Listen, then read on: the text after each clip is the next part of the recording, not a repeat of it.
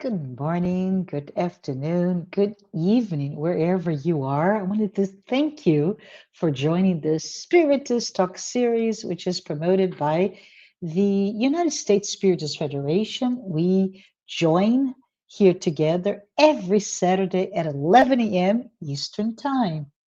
Today, I am delighted to host this talk with Brian. Hey, Brian, how you doing? I am And wonderful. How are you today? I am good. Good seeing you. And Brian Good will seeing be you too. talking. Yes, thank you. So Brian will be talking with this title, Call to Action. Can't wait to hear from you, Brian. But Hmm. let us, all of us in our minds and in our thoughts, give Brian a warm welcome. And Brian, before you start your presentation, please allow me to introduce you to those who may not know you like I do, right? We've known each other for what, 15 years? Yeah. Brian, yeah, right. So Hmm. Brian has been a spiritist speaker and presenter for, I would say, 2 decades. And he has spoken at centers in many different states: New Jersey, New York, Florida. I believe you went to Georgia as well, Brian, haven't Yes. you? Hmm. Yeah. That's how I When I met you. lived, yeah, when I lived there, we have you there. It was just amazing. But Brian here actively advocates living the principles of Spiritism and with that, living what we call a moral life. Professionally now, Brian is a licensed professional civil engineer and he works as a project engineer overseeing state roadway construction projects in the Tampa, Sarasota area, Florida. This is exactly what my father specialization is as well, Brian. Please Hmm. take this opportunity to send your questions using the chat window during the presentation. And Brian will have some reserved time to address your comments, your questions, your conclusions, right? And once he ends his presentation. So, Brian, I want to say thank you, and I will be waiting to hear from you. Thank you. So, let's see. Waiting for my slide. Oh, there they are. There's my slides to call up. So, as mentioned before, I do espouse living a moral life. So this need to have a feel a call to action or to quote Home Depot's line, "Be a doer," was something that always resonated with me when within this thing. So when I chose this topic, I'm sitting there thinking like, how many people do we know that we will see at our centers, places of worship, or even outside of that into our daily communities, where we see people being just idle? They're listening, they're there, they're engaging in conversation, but then they don't step up and don't become a part of the group. And that was something that I was sitting there thinking about, is like, could we encourage people to do this? So, as always, go back, hit the books of the doctrine, starting with this one here, Spirit's book, The Law of Progress. Question 779: do humans draw from within themselves the power to progress, or is progress nothing more than the result of education? They advance naturally by themselves, not all progress at the same time or in the same manner. However, and it is through social contact that the most advanced help the others to progress. So when I was sitting here reading and participating in this, I was sitting here going back and preparing myself and like thinking like, okay, people can help out. People can help out in little ways. You can, you don't have to do big grandiose things. I have to give a special shout out to our tech person, Daniel, who's working in the background, and he does a phenomenal job making these live streams going well together. And that's his call to action. He comes and makes sure all of us look good, presents, and it sounds great on these productions. He had his call to action. Me, I'm doing it as a speaker. Same with Marcia. But that doesn't mean you also can't have a part of the progress. There could be something that you can do, whether it is helping out with charity, whether it is helping out with the like around the kitchen, cleaning. You know, we have this. I'll get to it in a little bit here with charity. So we have this moment to be charitable to other people. So moving on into the same section on the law of progress, 785. What is the greatest obstacle to progress? Pride and selfishness. I'm referring to moral progress since intellectual progress is always occurring. We're always learning. Two kinds of progress mutually support each other, but neither proceed in tandem: intellectual progress and moral progress. Many times we always hear about the story about an angel has two wings, and the wings have names: your morality and your intellectual. So you have to get each one stronger equally. So right now, humanity's kind of got a very strong intellectual wing, but not so strong moral wing. And we're trying to work on this and present and start to balance ourselves out so that we fly straight, as it were. So as we are improving ourselves and learning, we do need to curb and figure out, is what we're doing, what we're learning, what we're progressing towards moral? We see this a lot in some of the sciences out there, and these are arguments and debates that have been going for many, many years. Typically, the one I use the most as my go-to is the atomic bomb. Learning atomic energy, we have to some people, it's a clean source of energy, but it can also be used with knowing here the pride and selfishness. When those take control, it then becomes a terrible, terrible weapon. And even to the point where when it was used twice, it has not been used again in all that time, because humanity finally says we built something too strong, that I do not want to see this unleashed ever again. And there's been the worldwide motion to prevent that from people stopping to talk. So, but what happened with that? Again, we started looking at this from progress. We started looking at this morally. Is it right? What were the ways that we were saying? What could we have done to mitigate these things? Or when we're learning something new, right now we're trying to learn to go to the moon, to go to Mars.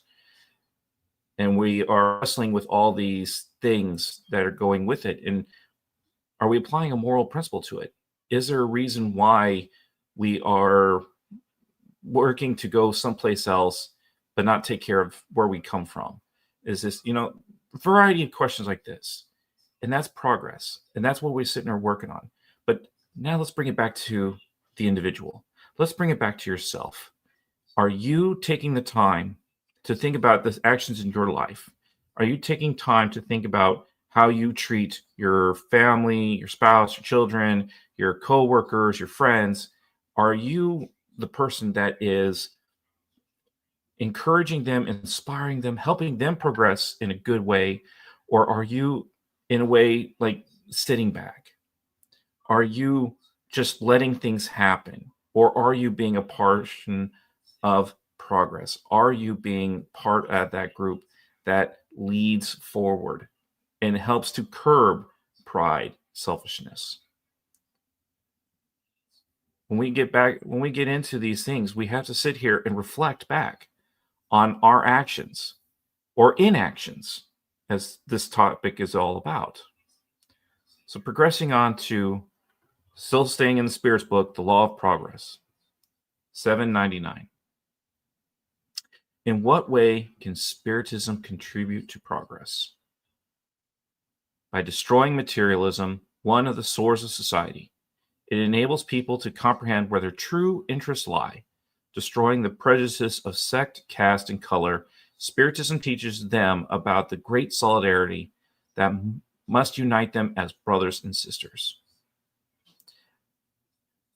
Me personally, this one resonated out because we do see this a lot especially if you are paying any attention to news, current events, or just seeing some of the things that goes around in your day-to-day lives, no matter where you are in the world, you kind of see these things playing out.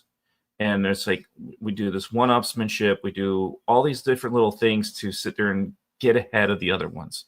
We're always competing against each other in some instances. And we're not realizing, we're not taking accountability of our actions. We're not reflecting. We're not seeing how we can be a person that is allowing ourselves to be, controlled by almighty dollar, by what is the latest, greatest fashion sense, all kinds of different things that pulls us. And we sit there and look for ways and how we can improve ourselves. But are we improving ourselves materialistically, as the question 799 just suggests? Or are we also thinking about how our things are going spiritually? Because when we're talking about morals, we're talking about our spirit. We're talking our very, very soul. And within Spiritism, we realize that we have to be mindful of our spirit. We have to be mindful of our soul. We may go to the gym, work our muscles out, get stronger that way. We may read a book and get ourselves stronger mentally. But are we also exercising the soul? Are we making it stronger? Are we reflecting back and doing activities and actions that strengthen our morals and strengthen those goals? And that are we putting our practices in place that we are advancing forward for our individual progress, but we also can help progress those around us. We have to have this ability to learn, but then educate. If you're a parent, are you inspiring or teaching your children all the best things in your life, all the things that you've learned, the best things that make that person grow better? Because if you look through time, you look through history, you can see the advancements through time, especially from the time when this book was written over 160 years ago. You can see how we've progressed so much in 160 years. To think about, Spirit's book itself was written before the American Civil War, and everything that's taken place since then, the invention of flight, space travel, computers, television, so many advancements in technology have progressed in so little time. And it's only increasing faster because we continue to learn, we continue to grow. As I said before, our intellectual wing is getting stronger by the day. But we have to keep working on our moral wing. We have to keep making it stronger. Is this the best thing? Now, there have been movements and things throughout history that do this. We can say like the climate movement, environmentalism, things of those things. But are we also looking at poverty? Are we looking at destitution? All these people that are in need, that need a leg up, they need a help. They maybe just need that helping hand that comes out and says, I will lift you up. And once I lift you up, things get better. Because not only did you help them up to the next level, you're helping yourself up. Because as you go around and you help each other, you're humbling yourself. You're not allowing pride and selfishness to take control. And that's one of the key things that brings me into this topic, this call to action. We are here to improve ourselves. But while we're at it, we can improve the lives of all those around us. We can make our lives so much better. I'm going to switch over to the gospel according to Spiritism, because this is one of the key phrases. O Spiritists, love one another. This is the first teaching. Educate yourselves. This is the second one. That second one's a call to action. Educate yourselves. So are we loving and we're educating? But we're also told to not only learn, but do. All truths are found in Christianity. Brothers and sisters, nothing perishes. Jesus Christ is the victor over evil, be victors over impiety. Spirit of Truth, Paris 1860. This is taken from chapter 6.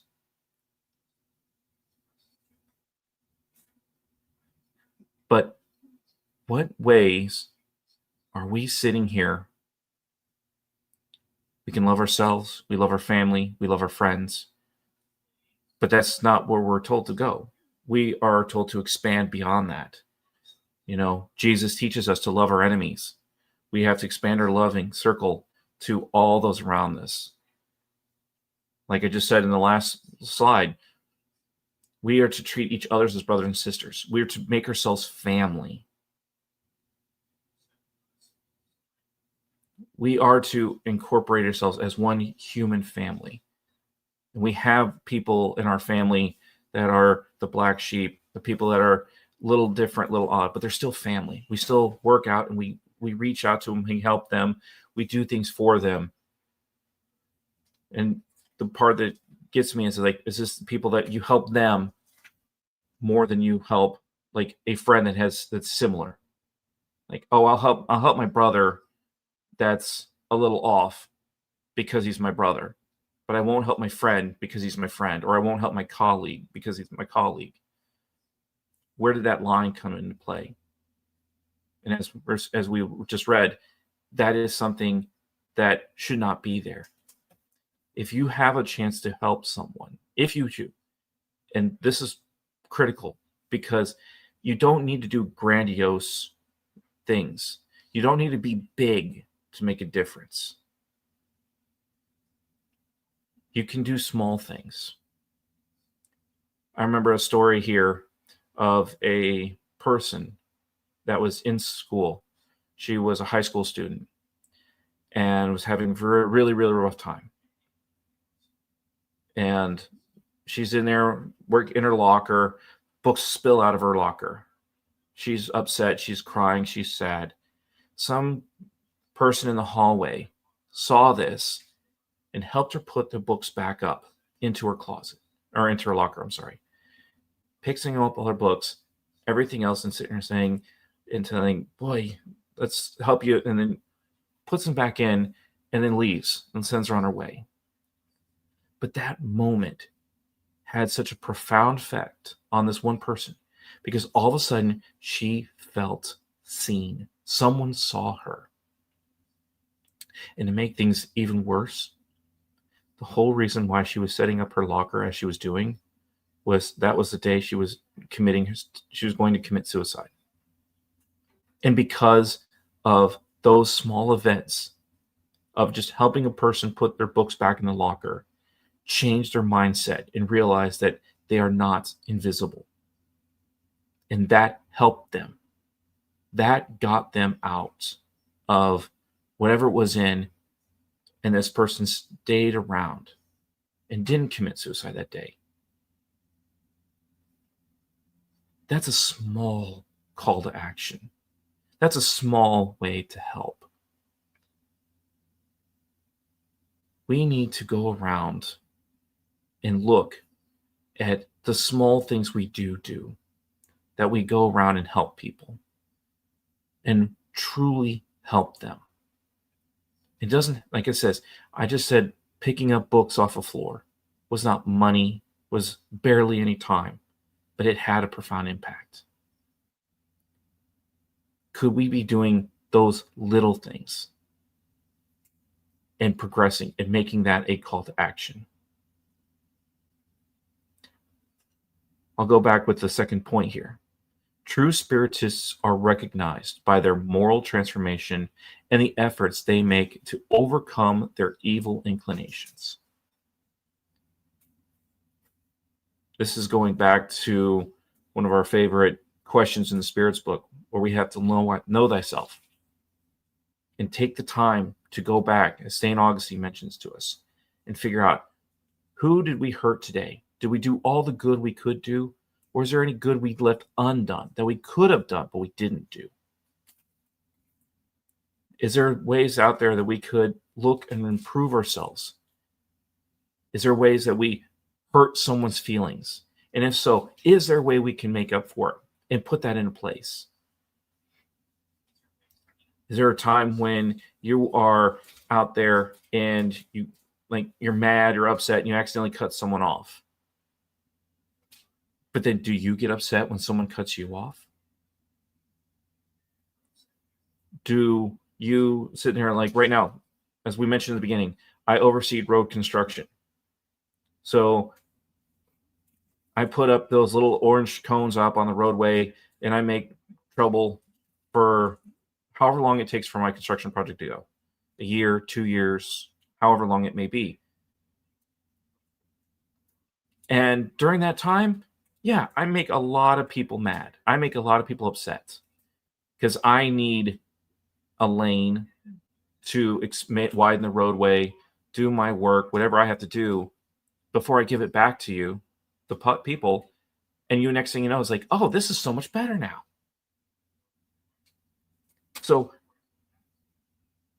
but at the same time, I'm like, I'm mindful that I'm hurting people. I'm trying to minimize how much in my job I work. But what about in my personal life? Am I doing the same thing? Am I making life better for myself? Am I making my life better for others, for my daughter, for my parents, for my friends, everybody? Am I there for them in their times of need? And this goes into this last one here. Duty is an individual's moral obligation, first toward him or herself and toward others immediately thereafter. Duty is the law of life. It is found in the smallest details as well as the most elevated facts. When we come into our life, in some ways, we choose our duties. We choose to become a parent. We choose our profession. We choose many of our different things, and many of these come with a duty. When we're in school, it is our duty to learn all that the teacher has to teach us to the best of our ability. And we are mentioning to others that we are,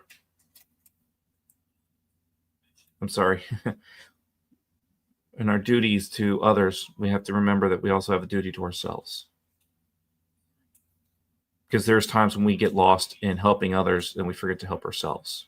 This is something common with doctors, that they'll work on a patient at the expense of their own health.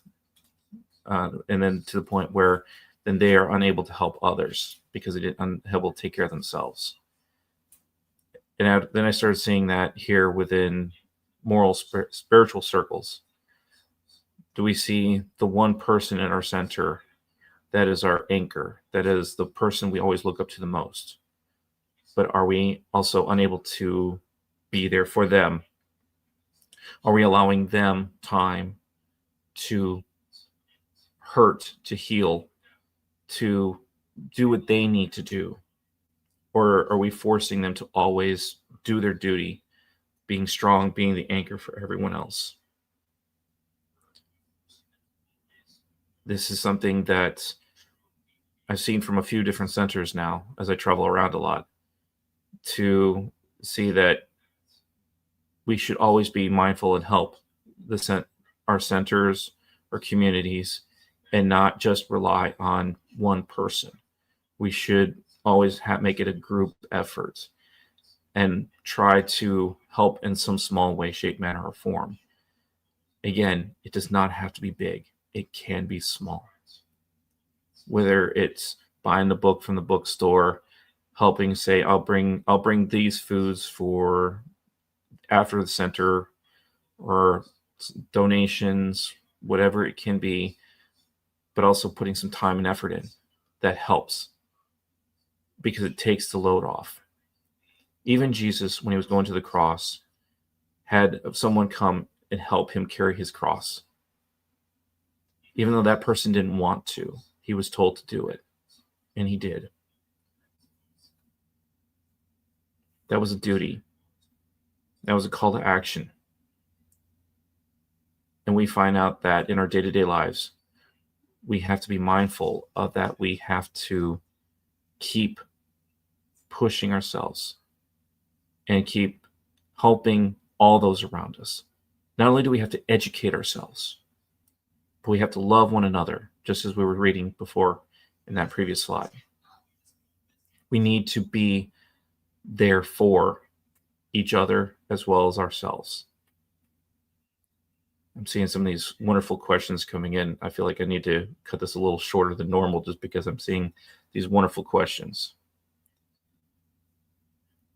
So, but I want to get to this last slide here that I have for me, because we are called to put this into practice. And I was reminded of a Bible verse, Ecclesiastes 9:10. Whatever your hand finds to do, do it with all your might. So again, it's another call to action, but it's in the Bible.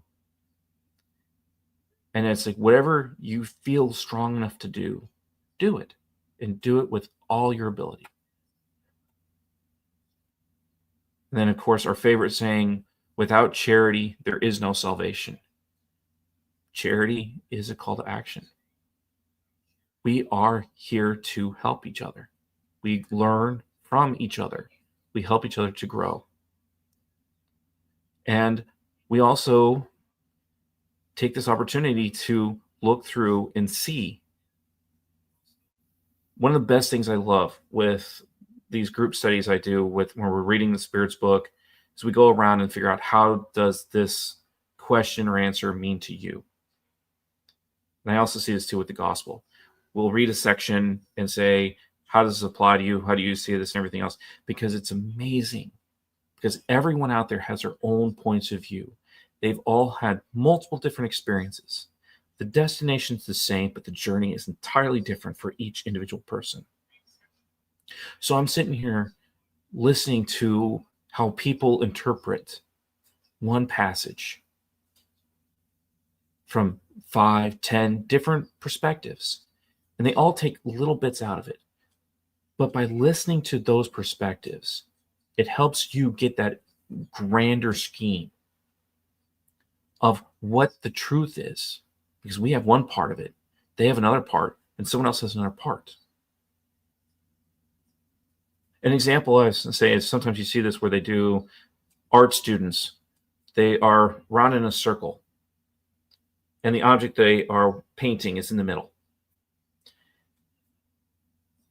So, bowl of fruits, model, whatever, sits in the middle, and everyone is around it. And they paint what they see from their point of view. And it's true to them. What they see from their point of view is true. But then you move around to another point of view, it's totally different. But it's still the truth. We're seeing things from different points of view. And by us interacting, working together, throwing out the pride, throwing out the selfishness, putting in the humility, we can start to see different aspects of where we need to go. If we're all climbing a mountain, I take this path, you take this path. The mountain is still the mountain, but it looks totally different from depending on which route we take. And that's how we are with the doctrine. How we are getting closer to God. That we are moving forward.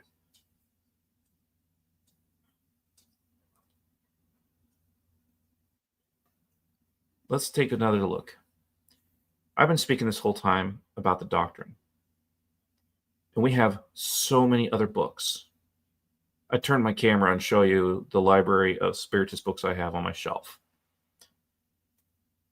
But I also had to think about it.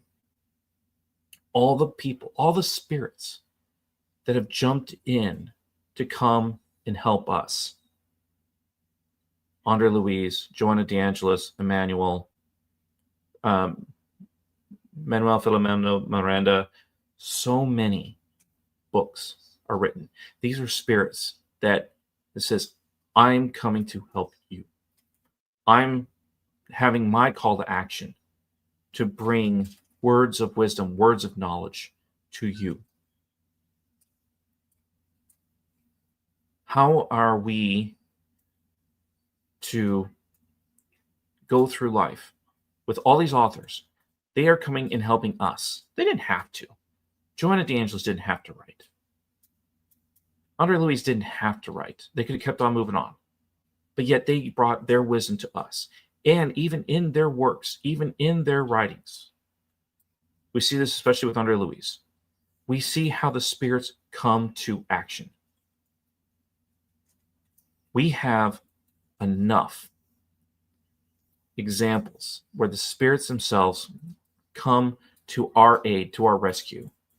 I was looking at the planetary transitions, the book kind of special to me, not realizing it at the time. Within a few years, a person that I lost in that same flood, in that same tsunami, I would read in a book how the spirits from all over the world came to the aid to rescue all those that were disincarnated at that moment. And realizing that my coworker at the time is probably one of those that was helped in that book. Not written by name or anything else. The fact that spirits from all different backgrounds, lifestyles, came in a moment of need to help when there was a natural disaster. If the spirits are coming to action, what are we doing? Are we doing the same thing? And are we being mindful of our actions? We just had disaster strike, Jamaica, Cuba. Are we going to reach out and help? Or are we going to be one of those that take advantage of the situation to make a buck, but leave someone else hurting? They will lose everything, and we may gain short-term gain, but lose long-term. That's one of this last one here, the real world example. What are we doing? Can we be a help?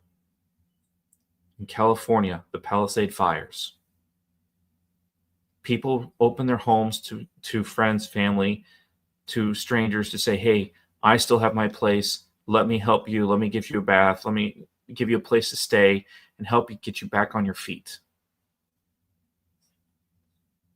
We do see this around the world. We see bad thing is when tragedy strikes. Then it seems like the outpouring of help happens. But we shouldn't be doing that whenever tragedy strikes. We should be able to find this in day-to-day activities and help people up in a moment of need when we could sit there and help one person for one moment, for one part of a day, lift them up, elevate them, be a kind word, be that hug that they need. Again, it can be small. But then you do one small thing and do another small thing and do another small thing. In Scouts, we have the saying, do a good turn daily. So do something beneficial to another person daily. It doesn't have to be the same person. I actually prefer you didn't. It should go to someone else. That way we're becoming brothers and sisters to each other. We're helping ourselves out and we're helping each other out.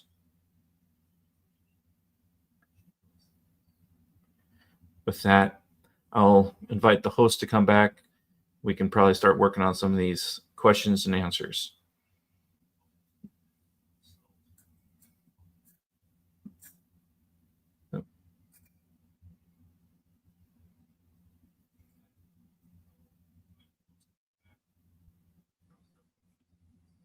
Marcia.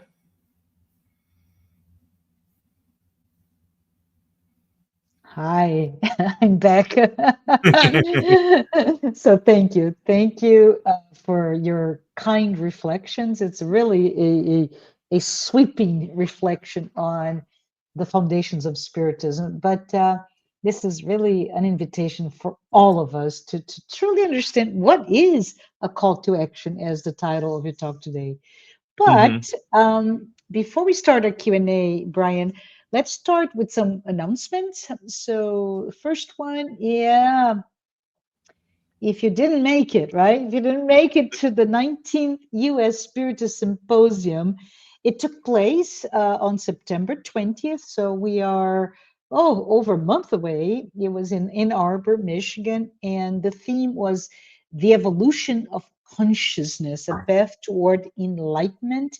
And please note, all talks, panels, Q&A sessions are now available on the USSF YouTube channel. Don't miss it. They're really good. There is this podcast-like series, Psychology and Spirituality, A Bridge to Better Life. It is based on the works by Joanna De Angelis, and there is a new episode every Friday at 7 p.m. Eastern. It is also available on the YouTube channel, but also Spotify channel of the USSF. And this is brand new, folks. We have a new book release. Now we're going to the Spiritist Review. There you go, Brian. You got it. The 1866 year. So it's amazing, isn't it, Brian? Mm-hmm. And yeah, so it's by, of course, Allan Kardec, but available at, as you can see here, the URL spiritistbooks.us, as well as the QR code. Amazing, folks. And finally, no, not finally, we do have the Spiritist app, Be My Hope. We've seen this announcement for several weeks now, but folks, this app really offers great content, uplifting message, as well as a collection of videos, daily messages, audio materials. So for all of us that may be struggling, download it now from the App Store or Google Play. It is free and immediately available to all of us. We do have really, for those like me, I love audiobooks, right? So for those of us who prefer that, there are 7 free professionally recorded Spiritist audiobooks. It's been sponsored and produced by the Spiritist Society of the Carolinas, and you can listen to Allan Kardec's foundational works at your own pace through the YouTube at Spiritist Societies Carolinas. And we get to this really important QR code, because if you are there and you're compelled to use and foster the US Spiritist Federation, produce more publications or events to promote Spiritism to everyone, scan the QR code on the screen and give your donation. So let's now turn our attention to our comments and questions. And if you haven't submitted yours, please do. We still have some time. So let's go ahead and get started. So Brian, you started by referencing question 779 of the Spirit's book. So I have this question line of question 779. How can we, as a group, help each other advance morally? What structures or practice should we implement in, so we're talking about Spiritist group, right? In our Mm-hmm. center community to assist one another's progress? I poked on it a little bit when you were sitting here. You do the studies of the Spirit's book or do the Spirit Gospel, and you kind of get the different perspectives. Mm-hmm. That helps a lot because it broadens your mind of the fact that you don't have the same point of view. So what you may think is okay, maybe not okay to another person, and they can give a reason behind it. They can give an example from their life that can go and illustrate this. I mean, I remember in a study group, we were talking about the death penalty, which is in the gospel. And, you know, you're always saying like, oh, death to murderers and everything else. And then we sat there and we're reading through the Bible, through the book. And one of the things one of the questions that came up mine is, well, who murders a murderer? Who takes on the Yeah, another murderer. and on their conscience of putting a murderer to death. Yeah. It was like, and that I sat there and I let my wheels turning, and I was sitting there Yeah. like, okay, you're asking another person to commit the same crime as the person that's Yeah. already been convicted has done. So where does it stop? Yeah. And this goes back to an eye for an eye makes the whole world blind. Yeah. Yeah, there's an interesting study. This is decades ago that I listened, so I'm afraid I'm not going to be able to really give a reference from my memory now. But there was an interesting study that was made of mental illnesses or lack of mental health, if you will, of those so-called modern day executioners, Brian. I don't know if you've Mm-hmm. seen or heard about it, where, let's say, lethal injection, and there's several people injecting. So out of five, let's say, one of them actually is the one injecting. No one knows, yet everybody there had nightmares and eventually led to pathologies just based on the guilt of perpetuating or executing on an order. That's my job, right? And I always remember that on those complicated questions that you pose to us, who Mm-hmm. who kills or who murders a murders, right? It's a moral, ethical question that Mm-hmm. it is hard when you are victim, right? Or family member or a dear friend is a victim of such terrible crime to forgive. But how do you break the cycle, right? Yes. Yeah. Any other question? So, what pride of selfish attitudes might be silently blocking my personal growth? Hmm. Are there Mm. concrete steps I can take to prevent those obstacles to my progress? The going back to I want to say it's 919 of the Spirit's book. And it's Mm, not the first question; it's the follow-up question.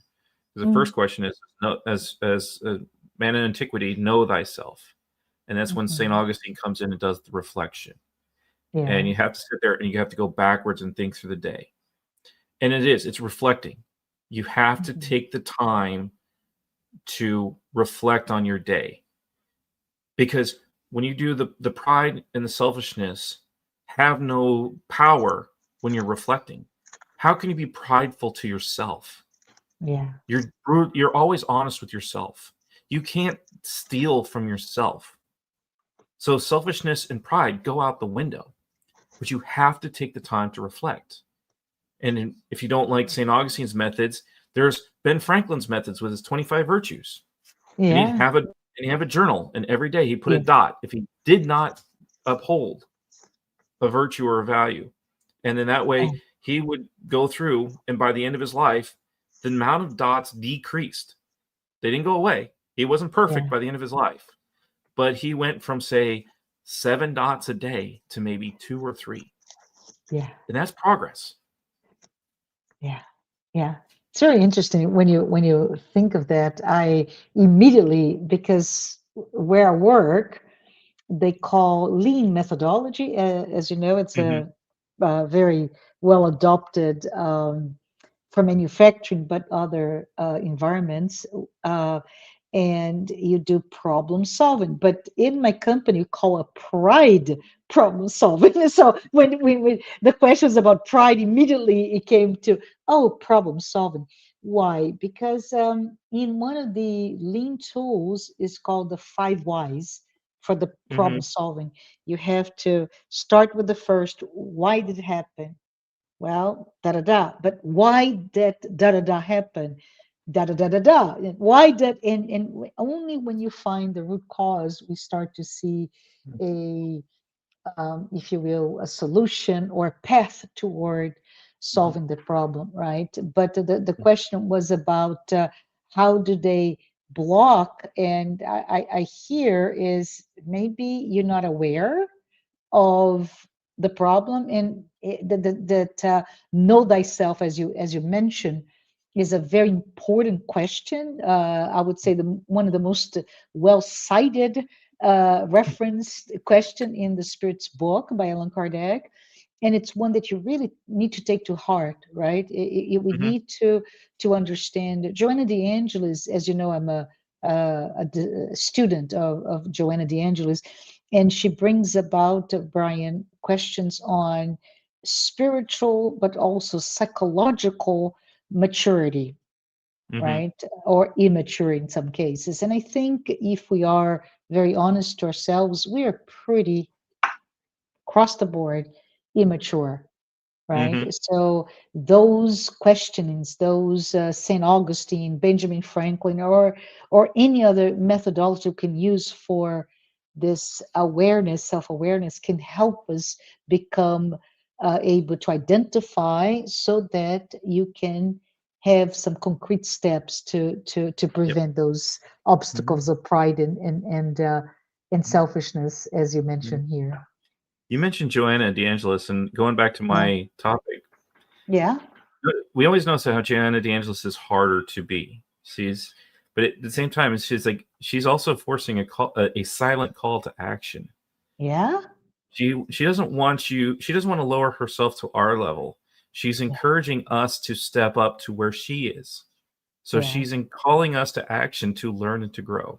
So, And then so the other maybe you one I want want to, yeah, I want to reference more about it, because I've heard of that, right? Oh, right. Divaldo Franco, Joanne is so hard to read, right? not always, not Yeah. always. It depends on the book. I think there's certain books she Yeah. she pushes you to improve yourself, and then there's Yeah. other books that she writes that she does come and be kind into all. It Yeah. really depends on, and she picks her books. It's like Yeah. when it's like you were saying, the psychology or the psychology series. Those Yeah. she wants you to up your game. Yeah. The other, but Yeah. when it's talking about empty lives or full lives, then it's much Beautiful more simple. books. But Yeah. going back to the other Beautiful one, I wanted books. real quick. Yeah. The other one I Go want to sit here ahead. with your five whys. Yeah. With the question before with the from TVC, the five whys. Hmm. Pride and selfishness has this nasty little habit of building stories on Yeah. top of it. They build the layers. Interesting. Yes. And when you Yeah. do your five whys, you're peeling back a layer. You're Yeah. drilling down. So it's like, because the pride will sit there and come up with an excuse to give an example of why not to do something. Yeah. Then after a while, then it has another story, so it puts another layer on. So Yeah. next thing you know, it's building its layers. It's building up its layers of protection of pride and selfishness Yeah. that you have Yeah. to peel back. And that's And where, have the like you said, your honesty, five right? whys. Yeah, Yeah. and that's why you're doing the Yeah. five whys. You're like peeling. Okay, this is the first layer. Next Yeah. why is the second layer, Yeah. third layer, and you're getting down into it. You're drilling down further with your five Yeah. whys. I have an example of that, which is not direct, but it can help us, all of us, understand this silent blocking, how pride and selfishness can silently block us from progressing, right? That was the question. The five whys, it's an example that somebody gave to me, and I never forgot, Brian, which is this woman, and she was getting old. And as we get old, her figure was no longer that of a 15-year-old woman or girl, and she was just devastated. She wanted to lose weight, right? And her mom, seeing all the struggles, says, "Why?" Number one, right? And she says, "Oh, because I want to." She's doing a diet because she wants to lose weight, right? Why? Because I want to get to my jeans, right? My old jeans. Why? Because I want to look good.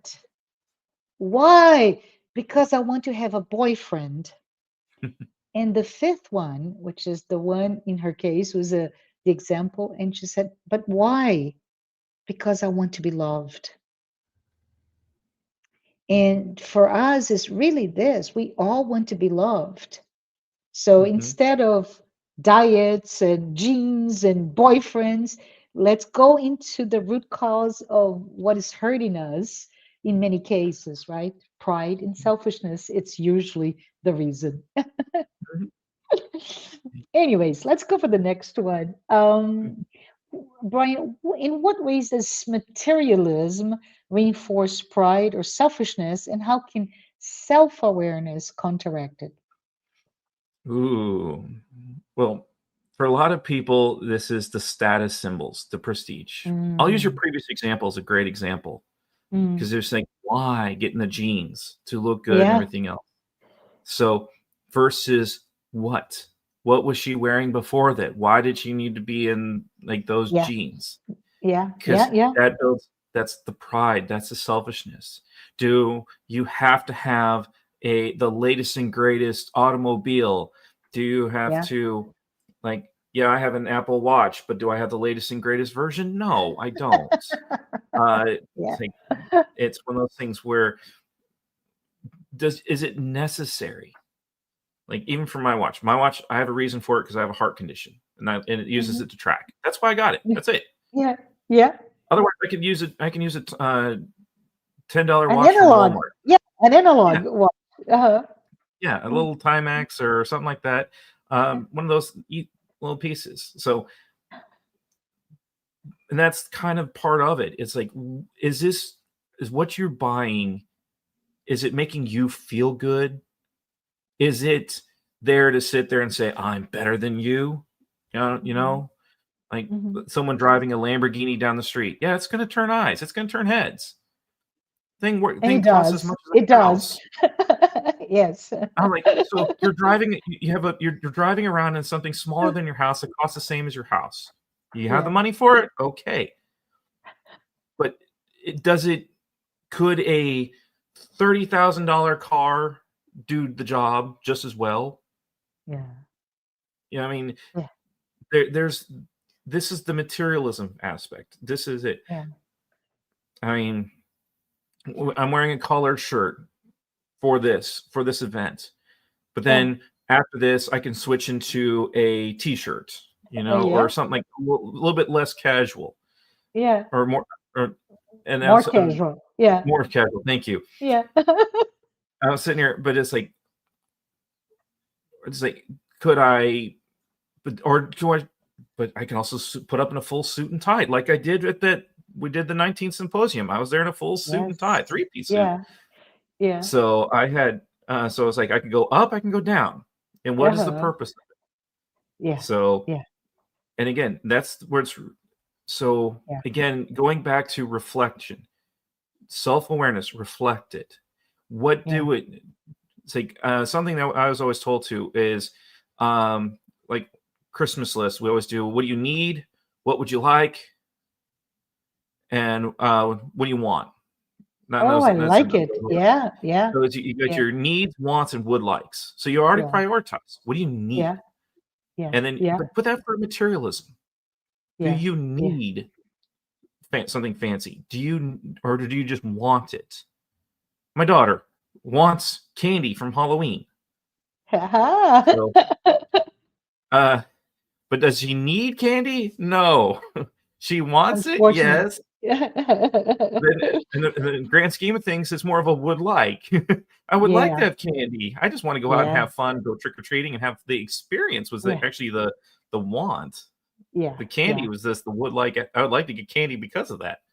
Yeah. So but that's kind of it, where it's like, put the reflection in. Do you need it, or do you just want it, or would you like to have it? Like, I would Yeah. like to have a Lamborghini, but I don't need it. I don't want it. So it's down on the list. That's awesome. Let's see if we have another one. Mm. One of these two at the bottom, two in the end look pretty interesting. Daniel, hi. Ooh. Daniel sent that. What are some of the most common mistakes someone makes when creating a call to action, which is the title of our talk, and Hmm. what best practices can be implemented to avoid them? So let's start first. What are some common mistakes that you've seen, Brian, and what are some things that we can do to avoid those mistakes? Okay, this is first thing that's coming into my head right now is our lovely gospel talk. Don't Yeah, let the left hand know what the right hand is doing. And we see awesome. this a lot in politics. Yeah, yeah, we're sitting here. It's like you'll see people coming out there and they'll be doing something promotional. It's like, hey, I'm helping the poor, and they're out there doing this thing. All the cameras are around them and everything else and things like this. And he'll go around and says, vote for me, and this will never happen again. And Yeah. these Yeah. kind of moments. But then once the cameras go away, they disappear. And it's like they're washing their hands, like, ooh, that whole motion that comes with it. Yeah, it was a call to action to come to help and everything else. But going back to the pride and selfishness, they were doing it for selfish reasons. They were doing it for a look. They were doing it for prestige. They were doing it for, and then, like my example, votes. So you see this type of these things where you're doing a call to action. You're doing this, but you can't make it about yourself. Yeah.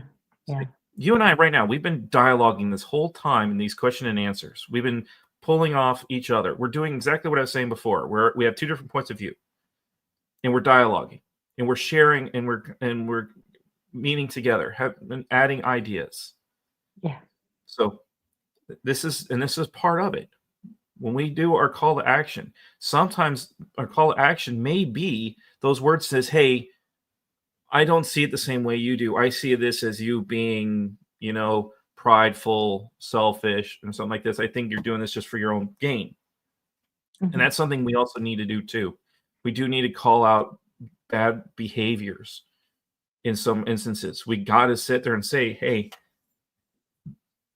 like right now, there's a big thing in the United States for political violence, the hate. It's a big call to action to sit there and reduce that hate. Yeah. And this is something we're trying to point it out. We're picking it out and pointing it out. But again, on that stage, it's very charged because it's politics. And that's one of the two taboo subjects, which oddly enough are probably the two subjects we need to talk about the most. Because of this pride and selfishness thing, they're allowed to grow in the environments where they're not challenged, they're not tested, there's no reflection. And this is one of those things too, was like with all this is like, why do you hate me? Or why do you hate my point of view? And vice versa, both sides. Yeah. Is there a reason? Is there logic? Is there something to be said in all of these circumstances that make that the same? Yeah. And that's where I'm been kind of pushing. It's like, what can we do to make that better? Because that's the call to action. That's the artists on two different sides looking at the same truth. They're seeing it from two different ways, but they got to sit there and talk. They got to compare notes. Because if you're doing 2D art of a 3D object, you need to use the other side to make it three-dimensional. That's why we have two eyes. Good example. Yeah. Very good example. Yeah. Awesome. In this highly polarized world, I think it's right from where you're talking, right? We are turning to a cancel society. How can we foster an environment that encourages forgiving and loving even those with opposing views? Going back to one of the previous slides, we have to treat each others as brothers and sisters first, not as enemies, not as opponents. We have to. This thing, like one of the things I was mentioning in one of my previous talks was God, family, country. And then because it's like we're putting divisions, and it's like country is like a unifying thing, but that's still a division. America, Brazil, Spain, China, Russia, that's a division line. And as we read earlier in the book, we are to be all as brothers and sisters. So it should be just God, family, because that's humanity will become family. Yeah. So we need to remove the very good point. Yeah. And it's the same thing here. We're creating divisions based on ideology, point, and everything else. We're dividing. We're not unifying. And in order to do this, we have to lose the pride, lose the selfishness, lose our egos, and allow the other person to say their point of view, open up to what they see, what they can see. They're seeing things from a different point of view. they're seeing different facts, they're seeing different things, they're seeing different consequences to actions that you may not be aware of. And that's how we can get that three-dimensional view. Mm-hmm. Is we can sit there and look and see, you have this point of view, I have this point of view. This side may look rosy and perfect. This side is saying, no, it's going to have these consequences that are bad. Going back to what I said about the atomic bomb, you got 2 bombs and the area is unusable for generations. Mm-hmm. And or even like Chernobyl or some of these other things that have been out there, that all these effects, and then there's efforts to be put into it and we're sitting there saying, like, it may have been good, but has these consequences. Like, even with the Chernobyl disaster or the 3 Mile Island incident, those were nuclear, and they were saying this is because of how charged that is, and like, we don't want big bad things to happen. They changed safety protocols. They changed how things happened to reduce those things from happening in the future. So things get safer over time because we learn from these bad consequences. Yeah, absolutely. And it's the same thing with all the cancel culture. Yeah. It's like, why is it there? Why is that opposing view there? What's not addressed or being addressed in that opposing side? And is there common ground between them? Yeah. Very good. I think we may have one more question. Let's see. If not, I think we're going to head to the end. I think we've reached our last question then, but I want to say thank you. Thank you, Brian, and thank you, and to all of you for your questions. Just want to send this heartfelt thanks to everyone who not only joined us today, will join us in the future because the recording remains, right? But also those who regularly follow our weekly Spiritist Talk series. As you can see, your continued engagement is really appreciated. But on the screen, we just want to share that we would like to have you join us next Saturday, 11 a.m. Eastern Time, for the upcoming live series where Márcio Silva will explore the topic of the times have come. And we really would love to see you back. Brian, before we close the live, I'd love if you could maybe bring us your final remarks, a prayer, poem, whatever you want to say. Actually, I was just sitting here thinking about that. The times have come. And like I said, I do call of action. The next week is the times have come. They're blending right into each other. So, but I will take this moment to just thank everyone for attending. Thank you for giving this opportunity to love, to share, to talk and dialogue. I hope we can see each other at a Spiritist Center, Spiritist event in the future. All those are here in attendance. And like I said, it's okay to keep learning because we all started somewhere. I started 20 years ago reading the book for the very, very first time, and I've grown since then. And it's been warm. It's come into my heart in many ways that I can barely say in a second. But thank you for this opportunity. Thank you for joining us, all of us here, and we hope to see everyone again in the near future. Thank you. Thank you, Brian. Thank you, everyone, and have a wonderful weekend.